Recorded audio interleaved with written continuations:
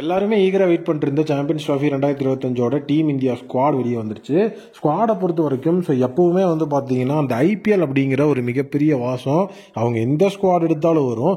But இந்த squad அப்படி இல்லை. ரொம்ப டீசெண்டாகவே இருக்கு. காரணம் என்ன அப்படின்னா நீட்டாக ஓடிஐக்கு தேவையான பிளேயர்ஸை பிக் பண்ணியிருக்கிறாங்க. அதற்கு முக்கியமான கிரெடிட் இந்த இடத்துல ரோஹித் கொடுத்தாகணும். 12:30க்கு ஸ்குவாட் அனௌன்ஸ்மெண்ட் ப்ரெஸ் கான்ஃபரன்ஸ் ஆரம்பிக்கும்னு சொல்லி ஸ்குவாட் அனௌன்ஸ்மெண்ட் பண்ணதே பார்த்தீங்கன்னா மதியானம் பார்த்தீங்கன்னா ஒரு 2:45 3 மணி ஆயிடுச்சு. அந்த அளவுக்கு பார்த்தீங்கன்னா அந்த இடத்துல ரோஹித் சர்மா டிஸ்கஷனுக்குள்ள இருந்து நிறைய பேர்த்து ஃபைட் பண்ணி வாங்கியிருக்கிறார் அப்படிங்கிறது உண்மையாகவே நல்லா தெரிஞ்சுது. இன்னொரு விஷயம் என்னன்னா வைஸ் கேப்டன்சி அப்படிங்கிறது சுப்மன் கில்லுக்கு கொடுத்திருந்தது ஒரு ஷாக்கான விஷயமா இருந்தது. இப்போ ஓப்பனர்ஸை பொறுத்த வரைக்கும் வித் பேக்கப் நீங்கள் பார்க்கும்போது Rohit Sharma top of the ஆர்டரில் அவரோட பேரில் பார்த்தீங்கன்னா சுப்மன் கில் இருக்கிறதுக்கு வாய்ப்பு இருக்கு. சுப்மன் கில்லை பொறுத்த வரைக்கும் ஓடிஐயில் உண்மையாகவே பார்த்தீங்கன்னா ஒரு நல்ல ஃபார்மில் தான் இருப்பார். அதில் எந்த விதமான டவுட்டும் இல்லை. டெஸ்ட்டில் அவர் ஒரு மிகப்பெரிய லெவலில் இப்போ ஓவர்சீஸோட டெஸ்ட் ஃபார்மேட்ஸ்லாம் அவர் டவுன் த ஃபார்மில் இருந்தாலும் ஓடிஐயில் சுப்மன் கில்லை அடிச்சுக்க முடியாது. அது பார்த்தீங்கன்னா கண்டிப்பாக கரெக்டான விஷயம். But vice captaincy too early அப்படிங்கிற மாதிரி தான் ப்ரெடிக்ட் பண்ண தோணுது. இது எதனால இந்த ஒரு முடிவு அப்படிங்கிறது தெரியல. பட் ஆனால் ஸ்குவாட் அப்படிங்கிறதுல ஒரு கண்டிப்பாக வேணும்.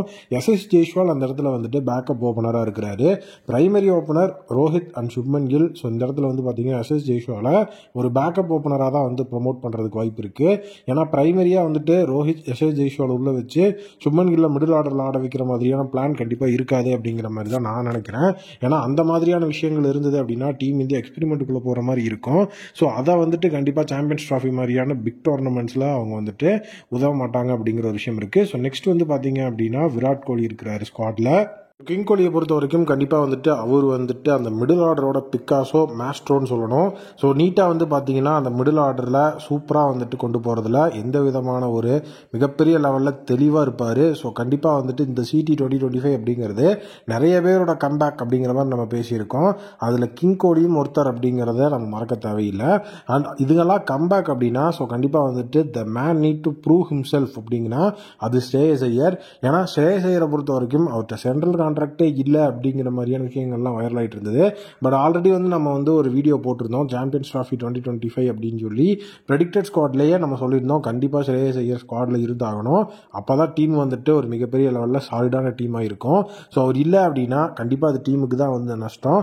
என்ன ஆனாலும் கண்டிப்பாக ஸ்ரேயஸ் ஐயரை டீமுக்குள்ளே வைக்கணும் அப்படிங்கிற மாதிரி ஒரு விஷயத்தை நம்ம சொல்லியிருந்தோம். அது இப்போ நடந்திருக்கு. நெக்ஸ்ட் பார்த்தீங்கன்னா அந்த மிடில் ஆர்டரில் கேஎல் ராகுல் வருவார். கேஎல் ராகுல் தான் இந்த சாம்பியன்ஸ் ட்ராஃபி 2025 டீம் இந்தியாவோட நம்பர் 5 பேட்ஸ்மேன் அப்படிங்கிற அந்த ரோலில் இருக்கிறதுக்கு நிறைய வாய்ப்பு இருக்கு. ஏன்னா இதுக்கப்புறம் தான் ஃபினிஷிங் அந்த மாதிரியான விஷயங்கள்லாம் வரும். பிளஸ் விக்கெட் கீப்பிங் அப்படிங்கிற அந்த விஷயமும் கேஎல் ராகுலை வச்சு தான் அவங்க கொண்டு போவாங்க. இப்போ ஓப்பனிங்கில் பார்த்தீங்க அப்படின்னா கண்டிப்பாக ரோஹித், அதுக்கப்புறம் சுப்மன் கில், அப்புறம் விராட் கோலி, அப்புறம் ஸ்ரேயஸ் ஐயர், அப்புறம் பார்த்தீங்கன்னா நம்மளுடைய கேஎல் ராகுல் அப்படின்னு தான் அந்த இடத்துல இருக்கும்.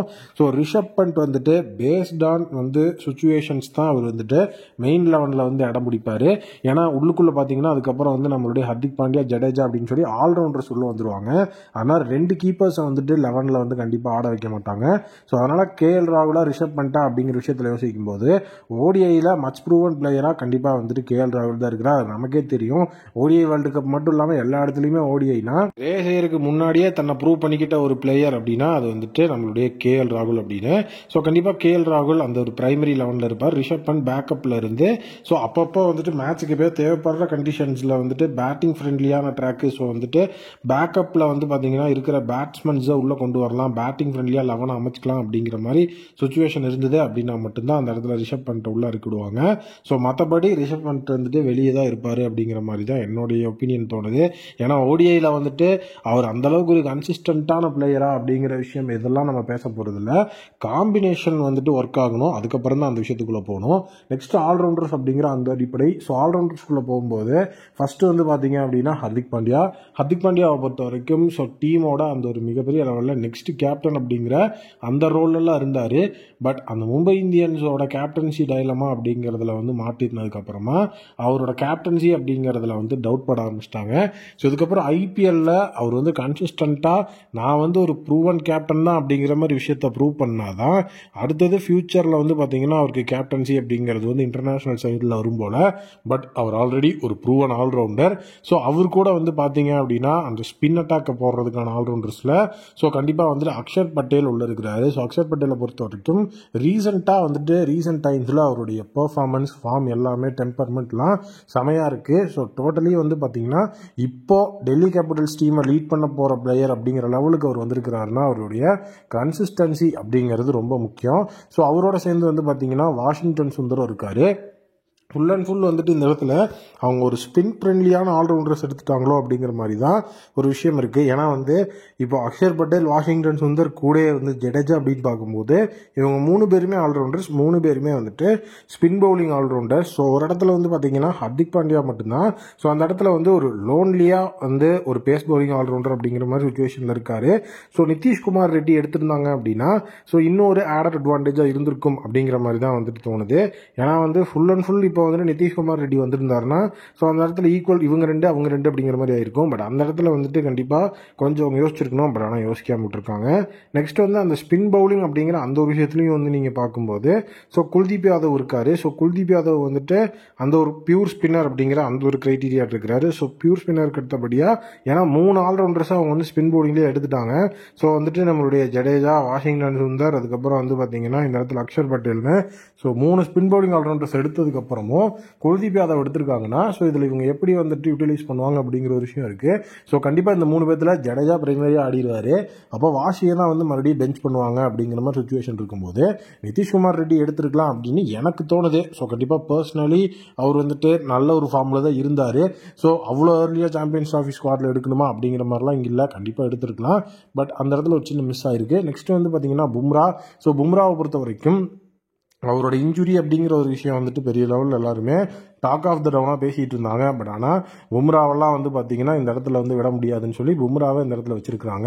ஸோ அவர் ஆல்ரெடி வந்து பார்த்தீங்கன்னா ஒரு அப்டேட்டும் வந்திருந்தது. பும்ரா வந்து இனிஷியல் ஸ்டேஜஸில் வந்துட்டு மேட்ச் ஆடுறது ரொம்ப கஷ்டம். ஸோ வந்துட்டு இனிஷியல் ஸ்டேஜ் ஆட மாட்டார்.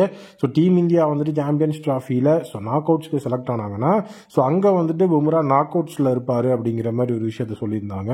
ஸோ அப்போ பும்ரா வந்து இனிஷியல் மேட்ச்சில் ப்ளே பண்ண மாட்டாரா அப்படிங்கிறது நமக்கு ஸ்டில் கொஸ்டின் மார்க் தான். பட் அந்த இடத்துல ஷமி அந்த இடத்த ஃபில் பண்ணுறதுக்கு இருக்கிறாரு. ஏன்னா முகமது ஷமியை பொறுத்த வரைக்கும் ஸோ அவங்களுடைய அந்த ஒரு எக்ஸ்பீரியன்ஸான பேஸ் அட்டாக் அப்படிங்கிறத கொண்டு வரணும் அப்படிங்கிறதுல ரொம்ப தெளிவாக இருந்திருக்கிறாரு கேப்டன் ரோஹித் சர்மா. அது நல்லாவே தெரியுது. ஷமி பும்ரா அப்படிங்கிற காம்பினேஷனை நீங்கள் இதுக்கு முன்னாடி வந்து இவங்க செலக்டர்ஸ் எல்லாம் உட்காந்து டிசைட் பண்ணி ஒரு ஸ்குவாட் எடுத்த போல நம்ம பார்த்துருக்குறோமா அப்படின்னா அதெல்லாம் ரொம்ப ரேராக தான் நடந்த ஒரு விஷயம். இந்த அளவுக்கு வந்துட்டு ஒரு தெளிவான ஸ்குவாடே இப்போ தான் வருது. ஸோ அதே நேரம் வந்து பார்த்தீங்கன்னா ஹர்ஷதீப் சிங் உள்ள இருக்காரு. ஸோ ஹர்ஷதீப் சிங்கோட ரீசன்ட் ஃபார்ம் செம எஃபெக்டிவாக இருக்குது. ஸோ அவர்லாம் கன்சிஸ்டன்டான விக்கெட் டேக்கர் அப்படிங்கிற அந்த ஒரு ரோலில் இருக்கிறாரு.